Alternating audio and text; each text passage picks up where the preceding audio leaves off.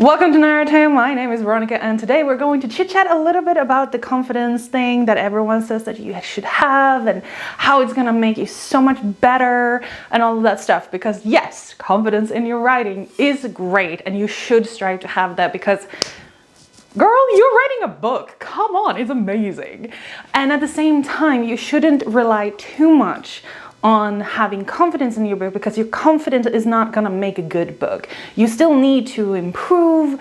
You still need to kind of like study the craft. You need to read. You need to expose yourself to all of these great stories that are already there so that you can find inspiration and become a better writer. As we know, and as we have had a very front and center view of over the past few years, is that if someone says something with enough confidence, people will just assume that they know what they're talking about. And that's not really true, because as it comes out, eventually, either just straight up the moment they say something, or down the line, is that they actually didn't know what they were talking about.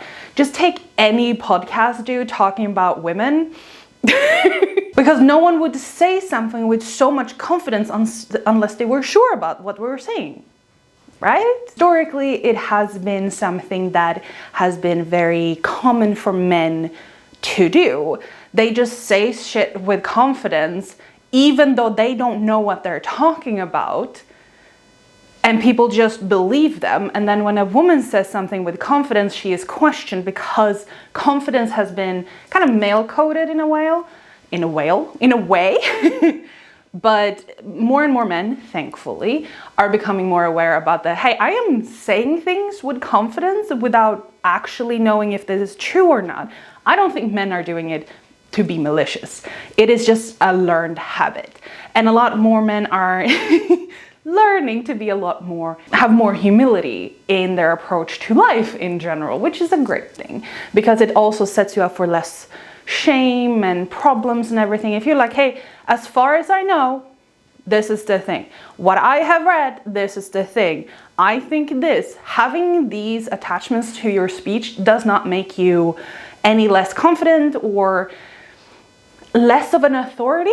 Like if you read a lot of research on something, or you've consumed a lot of content on something, and you have explored things, you've read books on it, whatever, you saying this is my interpretation of it does not minimize your interpretation of that thing.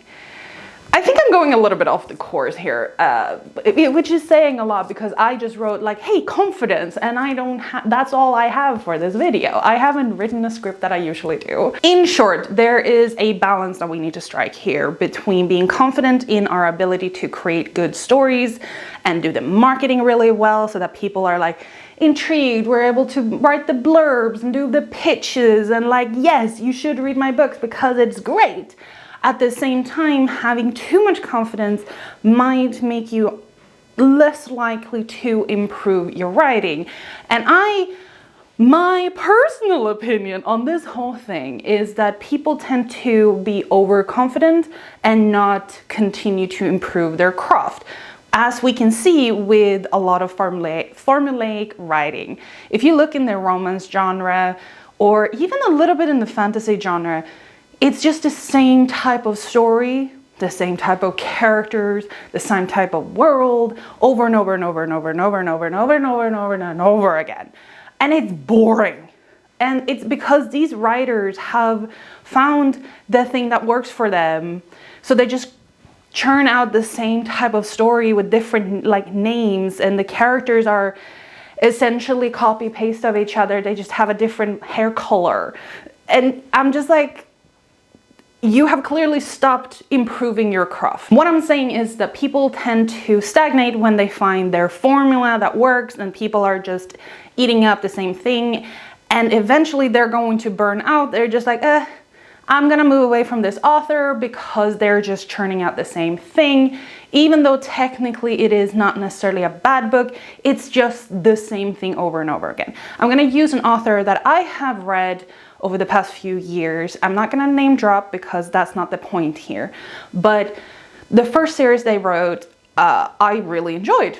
I really did. I think that was really good. And then the second series they came out, it wasn't really my thing. And then the third series that they released, all of these are set in the same universe. That series was literally just copy-paste of each other.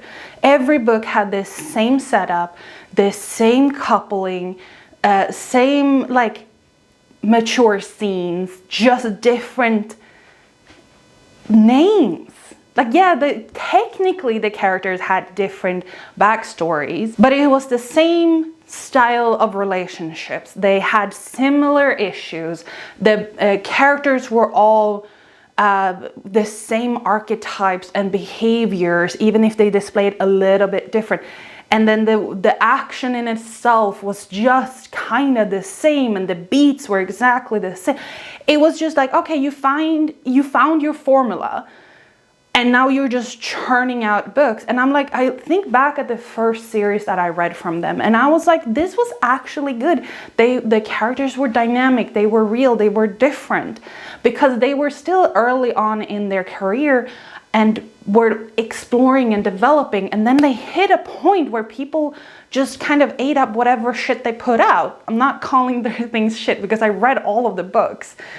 They were fine. It was just, I got very disappointed in the end, is what I'm trying to say. That's kind of what I mean, is that if you get so confident in what you're producing, you stop learning, you stop improving. And that is personally one of the things that I'm trying not to do. My goal in my whole career is that every book I produce should be better than the previous in some way. Will there be duds? Absolutely. That's just how statistics work. Is everything gonna be a masterpiece? Probably not. Also how statistics work. But every book I should feel like I have improved something with. And that is the goal of not stagnating. And formulaic writing is the bane of my existence. It drains my soul, my creative soul, of all energy if I even get remotely in touch with something that is formulaic. Do I read books sometimes that are based in formulaic writing? Absolutely. Can they be good? Statistically speaking, they've mostly been okay. Same. But that doesn't mean that they're trash. Don't get me wrong. In no way, shape, or form does formulaic writing mean that they are trash. I personally think that it is a sign of being too comfortable in your position, in your craft, in your ability to create stories. Because at this point, I am going away from confidence a little bit, and I think I'm touching upon a different topic that I want to talk about. And that is how writing has become the next drop shipping thing. Because I think last week I released a video talking about my experience with the 20 books to 50K conference in Las Vegas last year. And just to reiterate a little bit about that, spoiler, if you haven't seen the video, not a good experience. But during this conference, the thing that kept coming up from the speakers was just get the book done good enough so that you can move on to the next. This, as someone who studied the dropshipping phenomena, if you will, like when that came up, I was like there, I was reading things, I was following things, I was paying attention and all of that stuff. This is exactly the same thing. Create a product that is just good enough that people are willing to pay for it, so that you can then take that money and move on to the next thing and just do the same thing over and over again. And yes, here's where it becomes a little bit tricky, because now we're touching on something that I do not have the answers to. Generally, assume that everything I talk about, I do not have answers to. I just like posing questions and having discussions to improve this, because technically no one has the answer to this. You can find your answer, but no one has the answer, because the answer is a constant change and development, is what I'm saying. But as said, here's where we touch on the concept of elitism, whatever how you pronounce that word.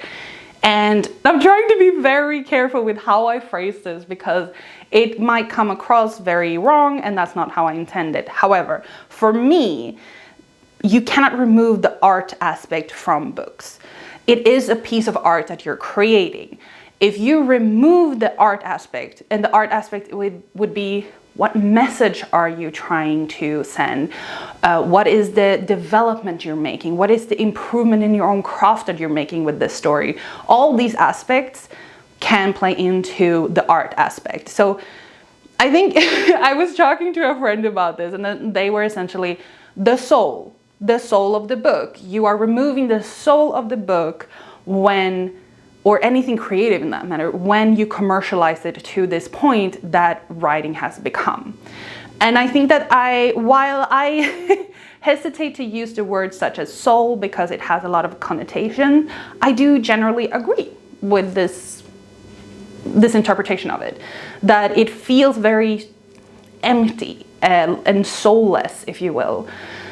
That it's just like, just create a book, do it just good enough, and then move on to the next thing, because you need to keep churning out those products. And I'm like, what precedents are we setting up for ourselves as authors if we keep just pushing harder and harder? We need to publish a book a month for readers to want to stay with us. And then I'm like, then readers also have a responsibility in this ecosystem, because readers and consumers always, like, you set the standards, or I say you as if I'm not a consumer too. We set the standards for the markets, because if we weren't looking for authors who were able to publish a new book every month, authors wouldn't feel the pressure to strive for that and burn themselves out. Burn themselves out. So there's like a combination of things. And when we have certain people who don't necessarily, how do I say this very kindly? I can't. People who don't care about the artistic side of book writing and having a message and thinking about what it is they're conveying, aka, romanticize abuse, and then just don't really think about what is it that you are normalizing in your book. What message are you sending here? If they don't care about that, of course they're able to just churn out books upon books, because it doesn't matter if it's full of spelling mistakes, or if it's a ripoff of another book, or it's just the same thing with different names, etc. And that is why I really do think that book writing has become the next drop shipping. And it is partly because of authors, and it's partly because of consumers. And I think that we need to be more mindful as consumers what we are saying to authors. Like, it is one thing to like, oh, I'm looking forward to your next book, and I love your book. When is the next one coming out? I really love that, like, world and everything. Coming into it with like genuine, like, oh, this is just a praise, versus coming into it like, why haven't you published another book yet? Where's the next book? Oh my God, I'm getting bored. Hello? That kind of entitlement. I've been seeing it a lot. Okay, I'm a lurker in a lot of places, like on people's Instagrams and on Reddit and YouTube. Like, I don't necessarily engage with things, but I watch, I read. So yeah, I lurk a lot. So I have a lot of information. I get a lot of informational input. And the way some consumers interact or talk about authors as if we need to exist for their convenience and pleasure, they strip away the humanity of the author and totally just disregards them as a content farm.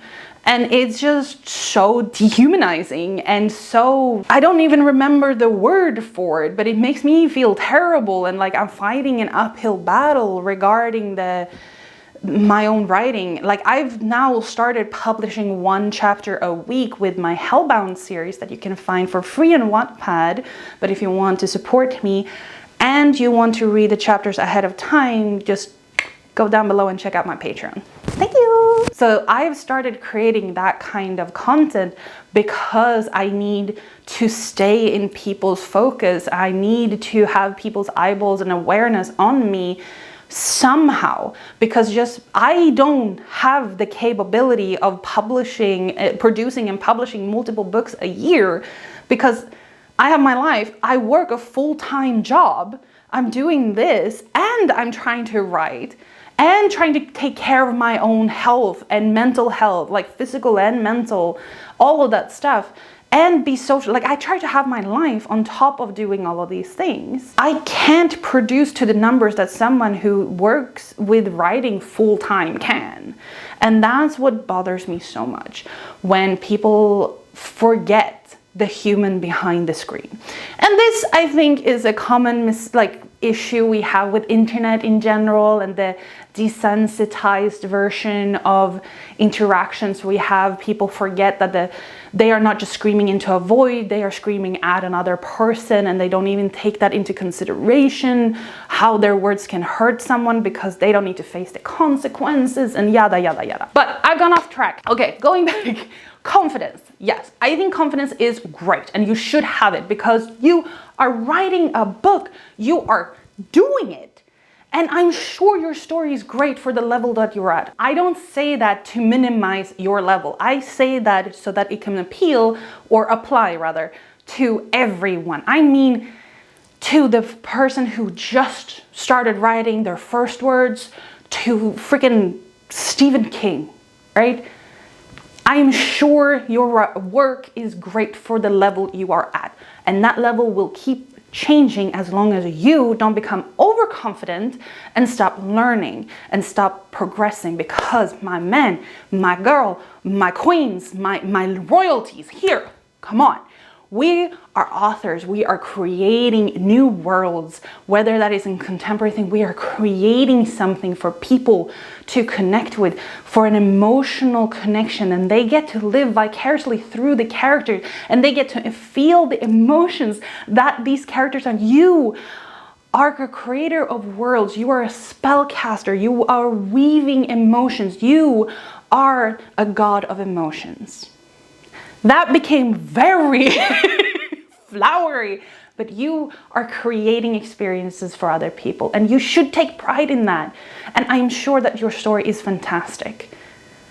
And you should have confidence in that, and you should be able to go into marketing with the confidence of saying, yes, there are people out there who are going to freaking love my content, because there's always going to be enough audience for all of us. We don't need to compete. You don't need to be jealous of the person who has 10,000 followers, or the one who has 100,000 followers, or who are making 6 figures in the world, like as an author full time. You don't need to be jealous, because we are all in this together. We are one and the same boat. And if we manage to raise that boat, we are all being raised together. That's the approach to this. If you want to do it full time, I would argue even if you want to do it part time, you should have it. You are a great author. You are fantastic at what you're doing because you are doing it. So take that and be confident in how you speak about your book. Maybe don't talk about your erotic book with your family, maybe not. I accidentally told my colleagues at my previous job about it, and at least one of them read it. And when I had my goodbye party kind of or send off from that company, the CEO was like, maybe I dare to read your book now. I'm like, okay. I learned my lesson. Even though if you happen to watch this, I hope you enjoyed it. Hi. Either way, maybe don't be so confident that you think that your dark romance would be something that your grandmother should be reading, especially when you want them to look at you in the eye, you know? But other than that, please be confident in your writing. Please be confident in your marketing. I hate seeing other authors not being confident in their words. Well, worlds too. I hate it when I see that happening, when they're like, yeah, but I mean, I'm not that great. I'm like, you don't have to be great, but you can say like, I like my book. It is fine to say that you like your own book and that you're proud of it. That's not hubris. I had that thrown at me a few years ago when I was just like, actually, I am really proud of that first book that I published, because that was before I published my second book, because I'm also very proud of that one. But they were like, wow, That's very high and mighty of you. I'm like, high and mighty? My man. What? It's me saying that I am proud of the effort that I put into my first book and I am happy with it, so dangerous to your little fragile ego that you need to try and call me full of it, when all I said is, I'm happy with my effort into this. I am proud of that. So that was kind of the moment for me where I went like, you know what? People's opinions are worth shit. I don't care what other people say about your story. I have read great stories. I have read terrible stories. And that includes if you write fan fiction. Mwah, I love you. Because people are so quick to shit on fan fiction, and I just know that you don't know what the fuck you're talking about. You read one little Draco Malfoy fanfic sometime years ago and you judge everyone based on that, and you have learned that people use fan fiction as equal to bad writing, which it is not, okay? I can make an entire video that is basically just an entire homage to fan fiction because I think it's great. It is a great playground to practice your writing and to develop and to learn and to just explore things, because writing original stories with original worlds and characters and all of that stuff, it takes a lot of creative energy. And here you have a concept where you can take someone else's work and just play around with it and develop those areas so that when you do eventually start writing your own stuff, it's gonna be more fully fledged. And I'm not necessarily gonna say it's easier, because writing a book is it's a thing.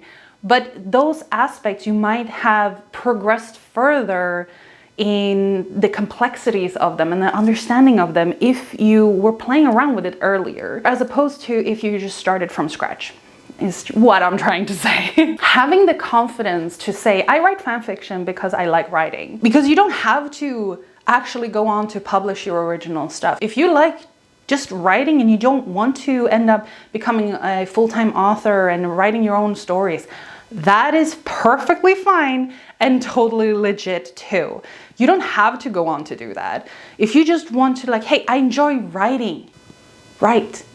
Okay? You might not be an author because an author requires publishing original works, but you are definitely a writer. And if you enjoy just writing for yourself, or you write fan fictions because other people like it, you should have the confidence to say like, hey, I like writing. I know I've gone off topic because I haven't put down any notes, but the bottom line is you should go into situations with the confidence of like, I am proud of what I create. I am an author and I'm happy with what I wrote. Because, and I hate, I'm trying to be a little bit careful here, but if you are hesitant about your own, like, do I have the right to say that I'm an author, or do I have the right to think that I'm good at something? Girl, tell me why people who write literal garbage are out there calling themselves the queen of the fae, or, you know, the queen of polyamory, or whatever stuff. I'm just pulling some stuff out of my ass. I don't know, actually.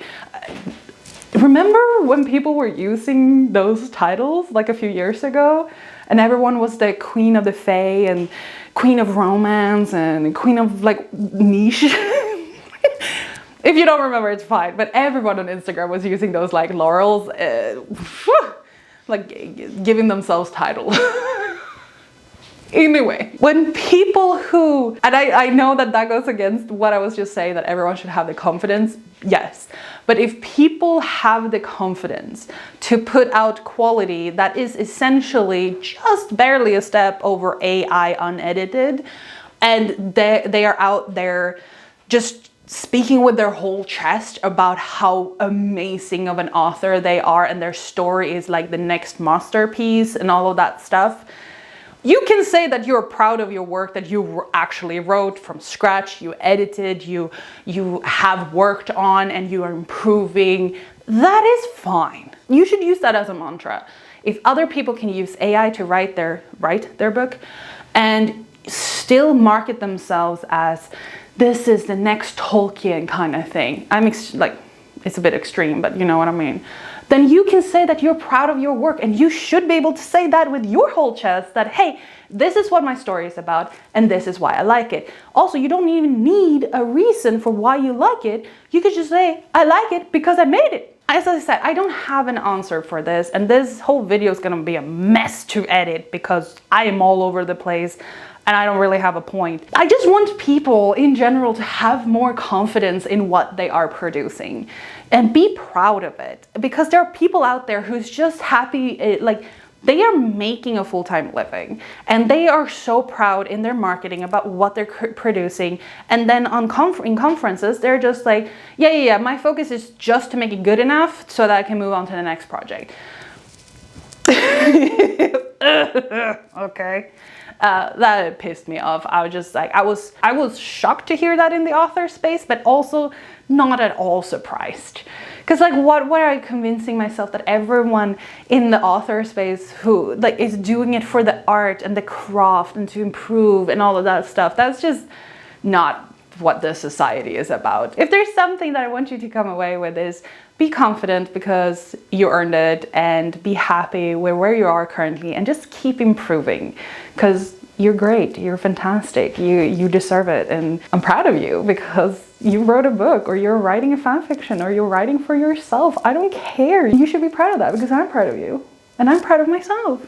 So yeah, go out there and be proud of yourself, and make sure to pass that along to other people, because picking other people up and making them feel better about themselves is not a bad thing. It is a wonderful thing in order to help people feel better about themselves, because you know what happens when people feel better about themselves? They do good things. So thank you very much for being here. If you like this type of content, please tell me what type of content this is, because I don't know what the heck this video is. But either way, I hope that you liked it. Drop your comments down below, and I will see you in the next one. Bye!